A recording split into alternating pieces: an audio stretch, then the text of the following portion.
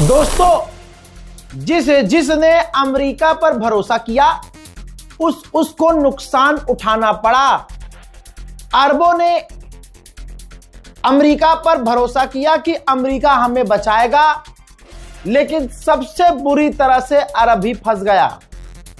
यह बात आपको दिख रही होगी, लेकिन आपको बता दूं, अमेरिका के अखबार खुद कह रहे हैं। आपकी स्क्रीन पर अमेरिका के अखबार का एक स्क्रीनशॉट है, जहां अमेरिका के अखबार के अंदर अमेरिकी एक्सपर्ट, वॉर एक्सपर्ट्स ने कहा है, जिन अरबों ने अमेरिका पर यकीन किया कि वो उन्हें बचाएगा, आज वही अरब बुरी तरह से सबसे ज्यादा पीटे जा रहे हैं। पूरी दुनिया में आज कुछ डे, इंटरनेशनल कुछ डे मनाया गया।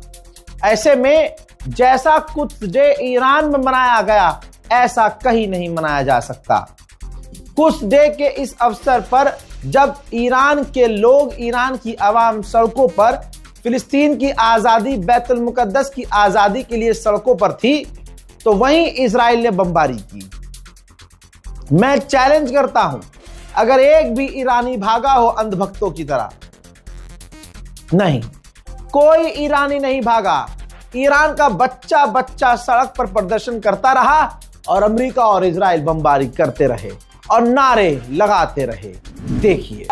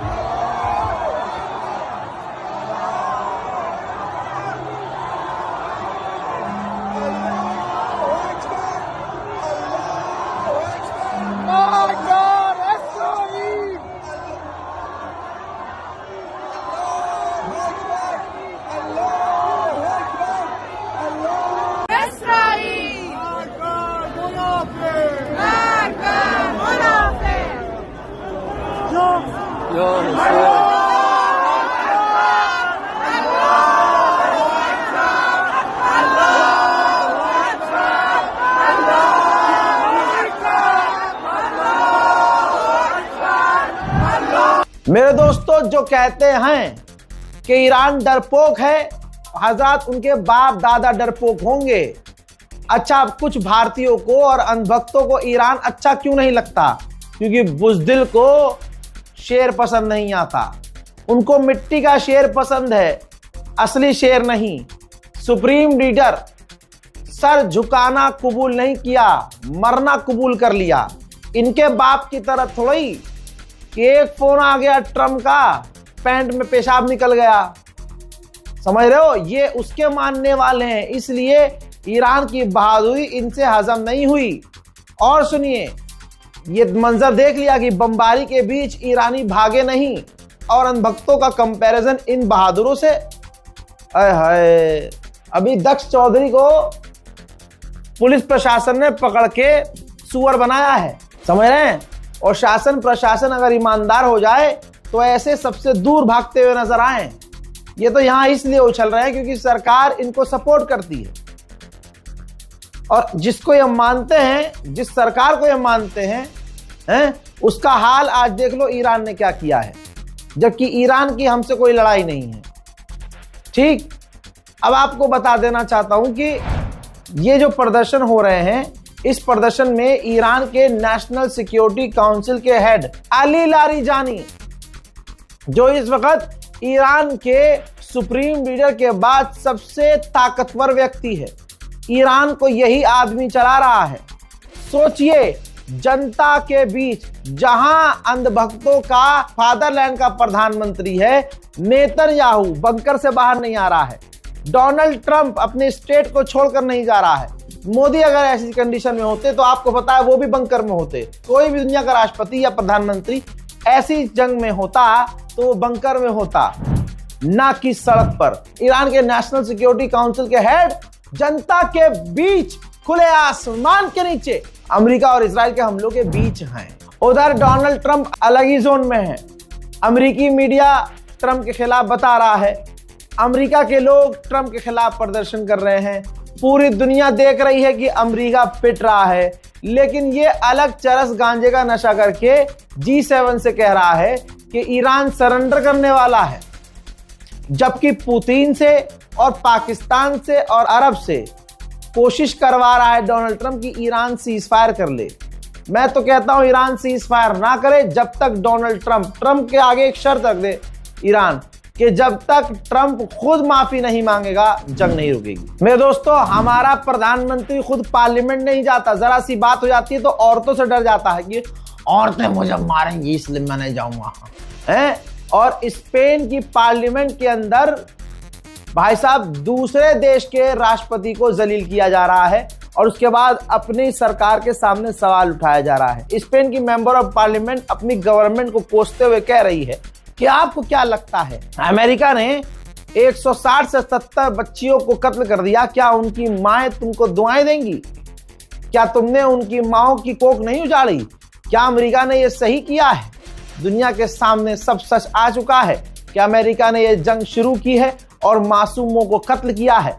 हमारी सरकार घटिया है जो अमेरिका का साथ दे रही है। मेरे दोस्तों, उधर तुर्की के मिनिस्टर ने कहा है कि हमारी एक शिप को ईरान ने स्ट्रेट ऑफ हॉर्मुज से गुजरने दिया है जब हमने IRGC से फोन पर बात की, उन्हें मनाया।